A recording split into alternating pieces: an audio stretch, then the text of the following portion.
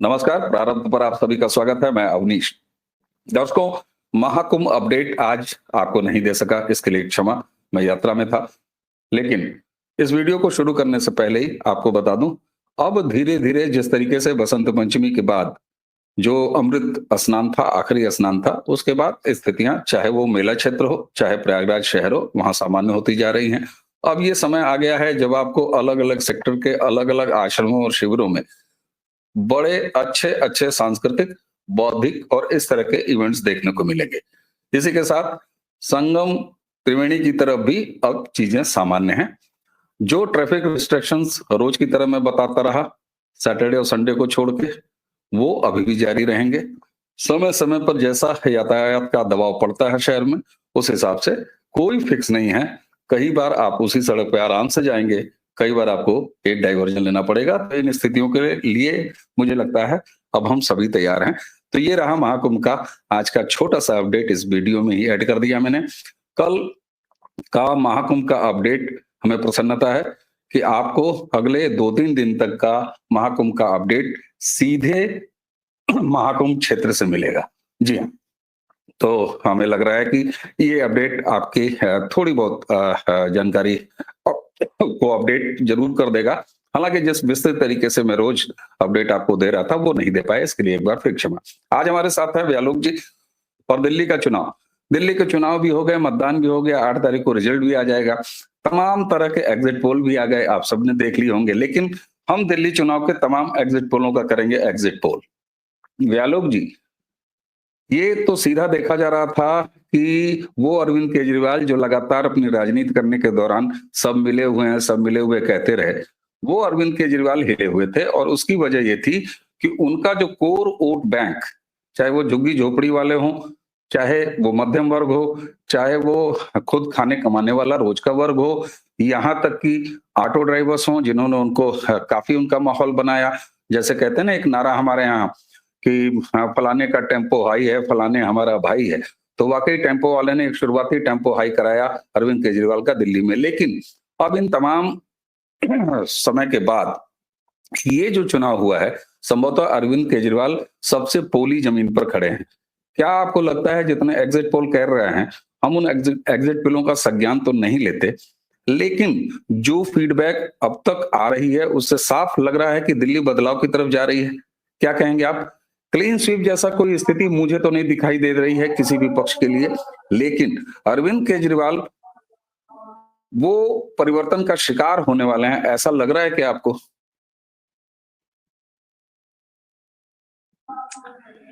दिल्ली में लोग दरअसल इतने त्रस्त हैं और केजरीवाल की साख इतनी बुरी तरह बर्बाद हो चुकी है कि आप चाहे 10 लोगों का सैंपल लें या 10,000 का लें या 1 लाख का लें, उसमें आपको यही लगेगा कि केजरीवाल बहुत बुरी तरह घिरे हुए हैं। आप सामान्य तौर पर दिल्ली की गलियों में किसी से भी पूछ लीजिए, और मैं बुरारी और बाकी नांगलोई जैसी सीटों की बात ही नहीं कर रहा है जहां पर सब कुछ स्पष्ट है, जहां सीवर का पानी घरों में घुस रहा है, जहां पानी माफिया है। मैं उन जगहों की बात भी नहीं कर रहा, मैं दिल्ली के तथाकथित पॉश इलाकों की बात कर रहा हूं।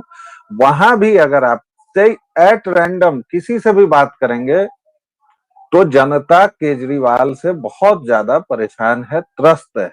और केजरीवाल ही अब तक मुख्यमंत्री हैं ऐसा भी उन्होंने एक भ्रम बनाया हुआ है, क्योंकि आतिशी मारलेना ने जब कार्यभार संभाला था तो उन्होंने एक कुर्सी खाली कर दी, फिर उन्होंने रामायण का हवाला दिया या जो भी किया। तो पॉइंट 2 है कि एक तो जनता इतनी त्रस्त है कि आपको वो दिखेगा ही दिखेगा। दूसरे, जो हम लोग लगातार इन सो कॉल्ड एग्जिट पोल या पोल्स या भविष्यवाणियों को नकारते आए हैं, उसके पीछे भी हमारे अपने तर्क हैं। हम लोगों ने लगातार देखा है कि इन्होंने जब भी जो भी भविष्यवाणी की है उसका ठीक उल्टा हुआ है।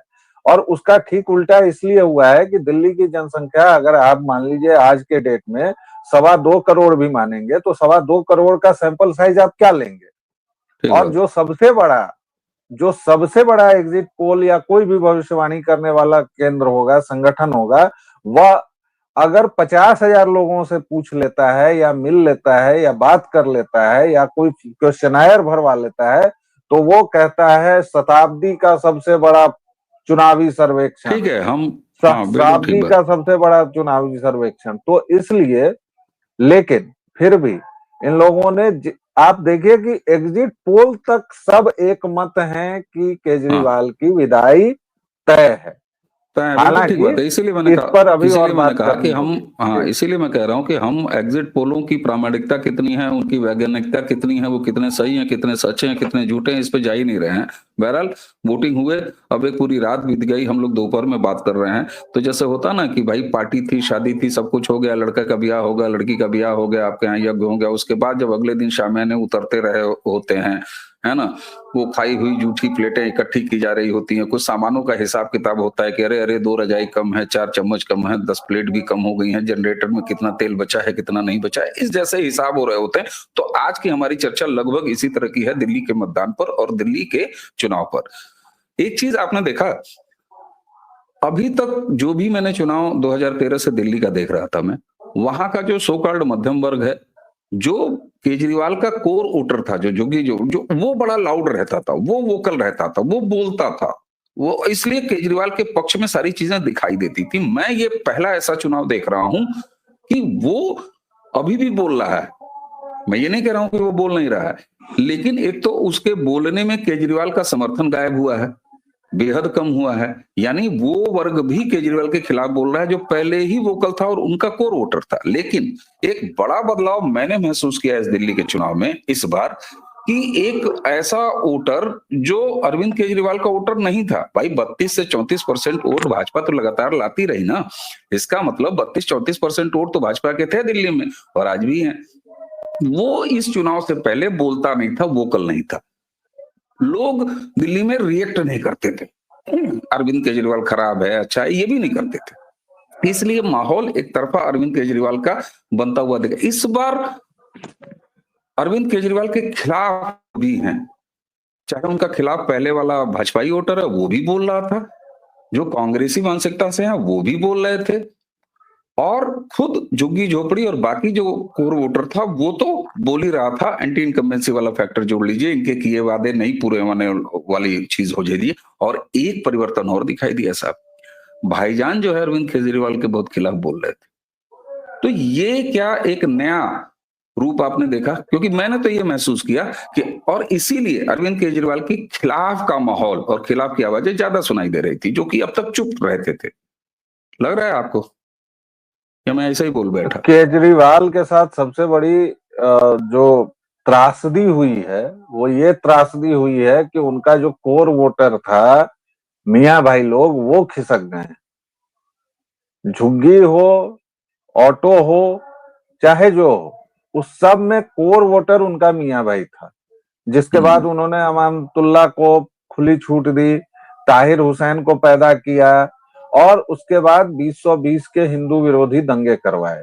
अब मजे की बात यह है, हालांकि ये मजा शब्द यहाँ पर कुछ लोगों को चुभ सकता है, क्योंकि मैं 2020 के हिंदू विरोधी दंगों की बात कर रहा हूं, लेकिन देखिए अरविंद केजरीवाल के साथ खेल क्या हुआ है कि उन्होंने एक तो दंगों में बढ़ चढ़कर मुसलमानों को मौके दिए, और और ये खुला खेल फर्रुखाबादी था। मतलब इसमें कहीं कोई संशय नहीं है। भाई ताहिर हुसैन के घर पर जो वो प्रक्षेपास्त्र बनवाए गए थे, वो अजीब अजीब सी जो तमाम पत्थर की जो ढेर बनवाए गए थे, या फिर जिस तरह से पेट्रोल बम चलाए गए थे, तो जाहिर तौर पर केजरीवाल ने आंखें मूंद रखी थी 2020 में।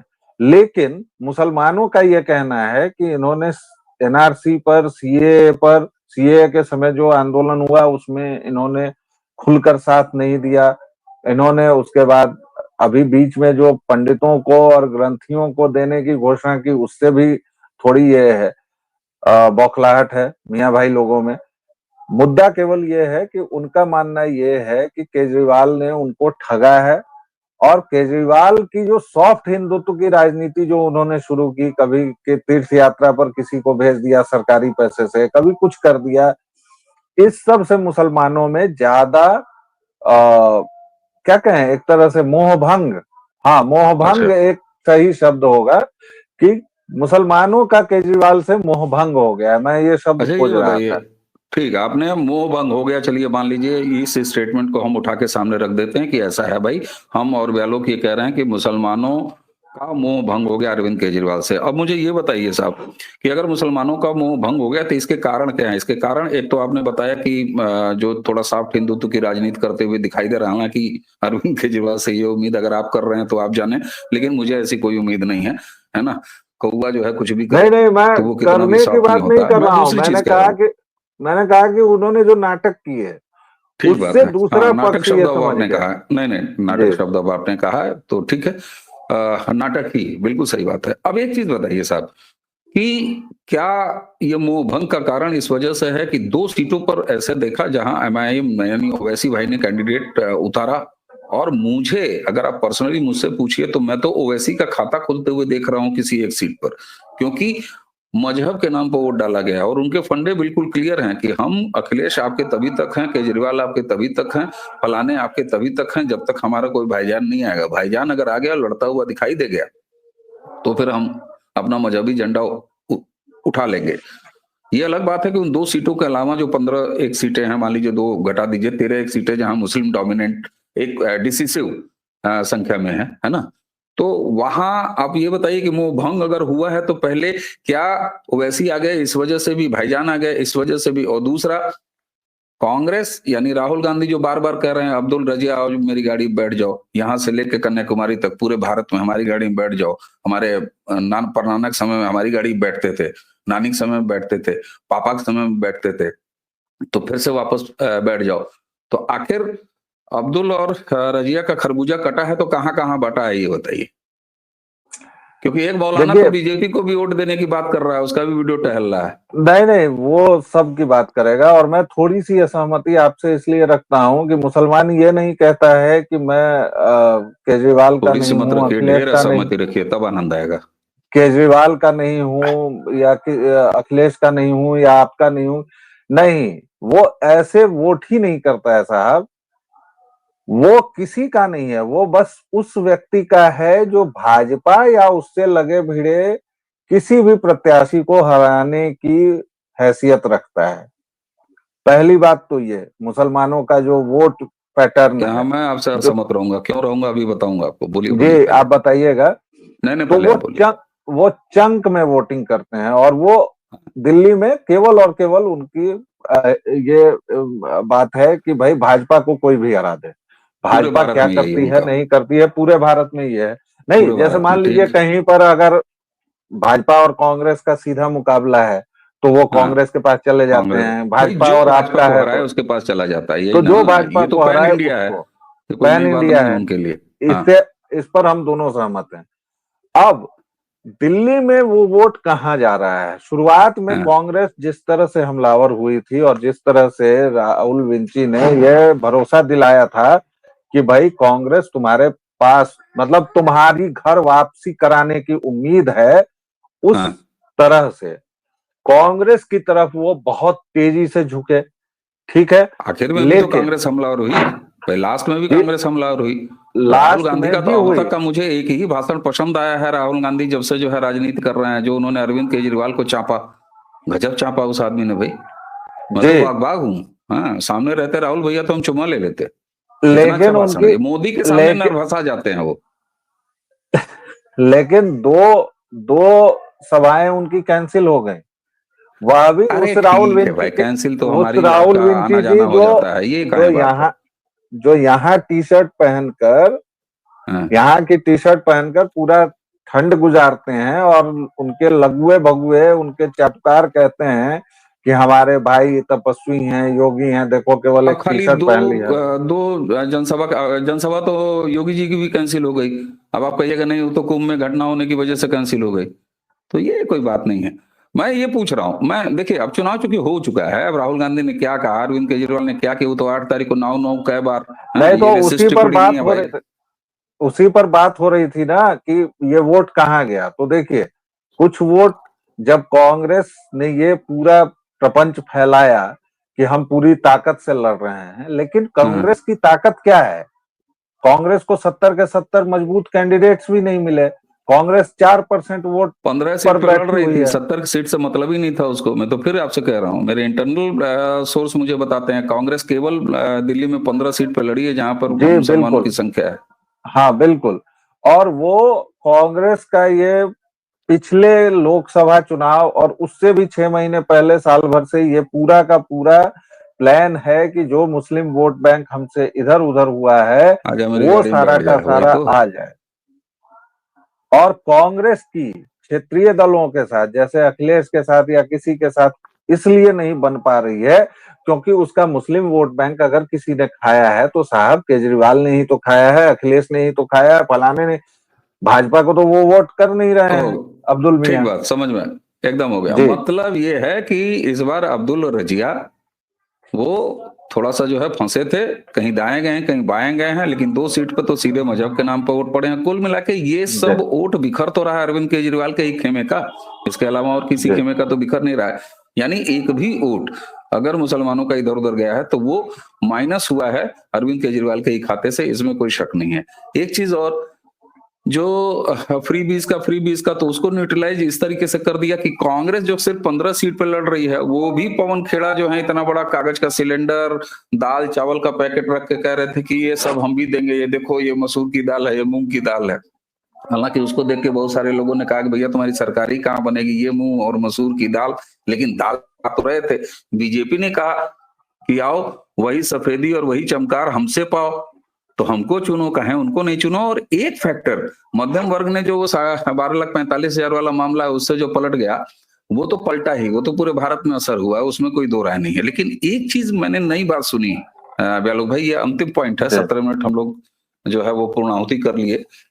तो एक चीज मुझे नई सुनने को मिला कि लोगों में ये परसेप्शन आया कि भैया 2 साल से एमसीडी भी इसके पास है, तो सड़क बज बजा रहा है और सीवर बज बजा रहा है। ये पहले कह देता था कि अरे ये तो बीजेपी के पास है, हम क्या करें, तो काम नहीं करने दे रहा है। तो एक आवाज उठ के आ रही है बार बार कि दिल्ली वालों ने कहा कि अच्छा, तो तुमको फिर 5 साल यही रोना है कि फलाने मोदी काम नहीं करने दिए, शाह जी जो है हमारा हाथ पैर पकड़ के बांध देते हैं, रोज सुबह उसके बाद कमरा में डाल देते हैं। मोदी जी कहते हैं कि अगर जो घर घर से निकल के काम करने गए अरविंद केजरीवाल, तो बहुत मारेंगे पटक के तुमको। तो लोगों ने कहा कि अरे भाई, जब तुमको 5 साल फिर यही करना है, तो जिसकी डबल इंजन वाली सरकार है उसी को दे देते हैं, कम से कम एलजी काम तो कराएंगे। तो ये फैक्टर भी काम आया है कि नहीं, कि भाई ठीक है। और ये यहाँ पर डबल ये इंजन वाली सरकार, ये ये बीजेपी का फैक्टर फंडा। ये फैक्टर बहुत काम आया है भाई साहब। और मैं आपको बताऊं कि दिल्ली में मतलब हम जितने सही भी, ट्रैक्टर क्योंकि पकड़े थे फैक्टर का। बिल्कुल मेरा जो पूरा समाज है वो लगभग हाँ। दिल्ली का ही है, क्योंकि मेरा पूरा सब कुछ जो भी कर्म भूमि और ये अच्छा, सब कुछ दिल्ली इसीलिए ही रही। आप जो है स्मार्टनेस भगार के तुरंत ये कह दिए पैतरा, ताकि हम जो है वो भोजपुरिया समाज कहाँ गया, पलटा कि नहीं पलटा पूर्वांचली, ये आपसे नहीं पूछे हैं। अच्छा ठीक, ब्यालोक जी दिल्ली वाले हैं, न, ठीक है। नहीं नहीं, दिल ठीक है, मैं सबको ऑन करूंगा। मैं तो भोजपुरिया हूं तो उसको भी ऑन करूंगा। अभी ट्रम्प चाचा भी चल रहा है, दिल्ली उनको भी ऑन कर में लिया जाएगा। दिल्ली में जनता ने केजरीवाल के जितने प्रपंच कुचक्र होते हैं उसको 10 साल में इतना देखा और इतनी परेशान हुई, खास तौर से गर्मी में जो लोग मरे पानी के हाँ लिए। केजरीवाल को लगा था कि ये मौत बहुत आसानी से भुला दी जाएगी, जनता भूली नहीं। दिक्कत ये है, हाँ। केजरीवाल और बाकी लोग कहते रहते हैं नोटबंदी नोटबंदी, हाय हाय उसमें मर गए। लेकिन दिल्ली में अप्रैल से लेकर मई जून जुलाई तक के महीने तक जो हाहाकार मचता है सर, हाँ कभी हाँ। उन बस्तियों में अगर केजरीवाल को एक दिन रहना पड़ जाए तब उसको समझ में आएगा, या कोई भी सत्ताधीश वहां का जो भी हो, जो टैंकर माफिया ने हाल किया हुआ है, जो एक एक बाल्टी पानी के लिए वहां जिस वो तरह 8 को झगड़ा पता चल होता है। जाएगा, 8 को पता चल जाएगा दिल्ली की दुर्दशा हम लोग कितना गिनाए। दिल्ली खुद अपनी दुर्दशा इन तमाम सालों में गिन रही है। लेकिन इस बार ये हुआ है कि अब हाँ, उसको जनता ने समझ लिया है। और मैं ब्यालोक भाई, फिर से भविष्यवाणी कर रहा हूं, हो करिए करिए। सकता है खींच तान कर केजरीवाल की सरकार फिर से बन जाए। हो सकता है, अच्छा हो सकता अच्छा। है कि कांग्रेस के एक दो विधायक आ जाएं, इसके 30-32 आ जाएं, जोड़ तोड़ करके ये सरकार बना ले और कांग्रेस फिर से इसको समर्थन भी देगी। मैं आपको बता रहा हूं, ठीक है कहेगी कि तो सेकुलरिज्म को रोकने, सेकुलरिज्म के नाम पर भाजपा को रोकने, फांसीवाद वगैरह वगैरह जो भी होगा, हो सकता हाँ, है ओवैसी का भी अगर एक जीत जाए गलती से कितना हो तो सकता है, वो जब भी सब दे हो दे। ही सकता है तो फिर रुक जाइए, 6 तारीख है, फिर परसों देख ही लगे क्या क्या सकता है। कुल मिला के ठीक है। एक चीज तो साफ दिखाई दे रही है ना। अब अंतिम मेरा हो सकता है, सुन लीजिए। लेकिन कितना हो सकता है, चलिए एक और हो लेकिन 67 से 62 और 62 से अगर 30-32 भी केजरीवाल आ रहे हैं और वो हाँ आ रहे हैं, तो हाँ, ये समझ लेना चाहिए कि जनता ने किस बुरी तरह से उनको नकारा है। उस नकार दिया। आदमी में अगर शर्म की एक धज्जी भी बची होगी ना सर, तो वो हाँ, खुद ब खुद वहां से मुंह फिर काला आप करके गलत, निकल लेगा। फिर आप केजरीवाल जी से गलत चीज की उम्मीद अब लगा रहे हैं। वही जो माल वही उनके पास है ही नहीं है, आप जो बार बार कहते हैं कि ये माल निकालिए केजरीवाल जी, फिर निराश होंगे, आप कहेंगे कि दो तम निराश हो गया। एक चीज और है दर्शकों, अरविंद केजरीवाल अब राजनीति के वो नई बहुरिया नहीं रह गए हैं। 2013 से अब तक और 3 बार मुख्यमंत्री की शपथ लेने के बाद जो है, वो अरविंद केजरीवाल अब वो पतुरिया हो गए हैं जिनके एक एक लक्षण, जिनके एक एक क्रिया चरित्र दिल्ली की जनता यानी पूरा गांव जानता है।